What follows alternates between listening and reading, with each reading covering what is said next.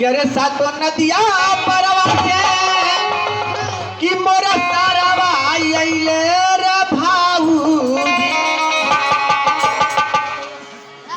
कि मोरा सारावा आइले रे भाऊजी। ओए दिमाग खराब बा हवा इनिया का करता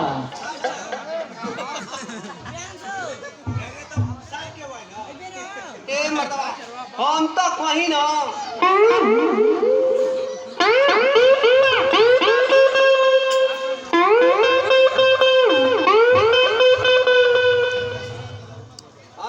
करी बहन का ना हाई जब जहाँ जाई वहाँ अपनी बहनियों के लेके जाई।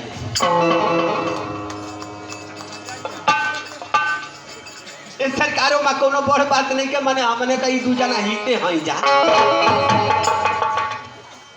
कि अरे सातो नदिया परवा से कि हाई सारावा आइले रे भाभी।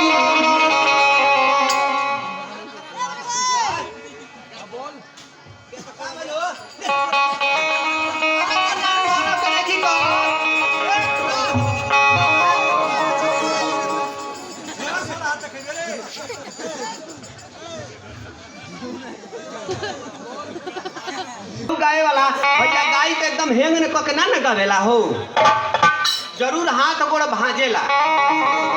अगर खूब बढ़िया लौंडा नाचता ओकर हाथे ना रही तो ओकर नाच ना निक लगे। कमर की संगे संगे पहियो हिलत दुलत रहे तो तनी निक लगेला।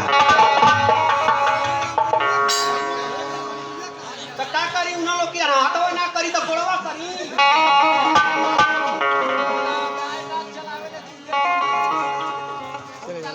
कि अरे सातो नदिया परवा से कि मोरा सारावा आइले रे भाऊजी कि मोरा सारावा आइले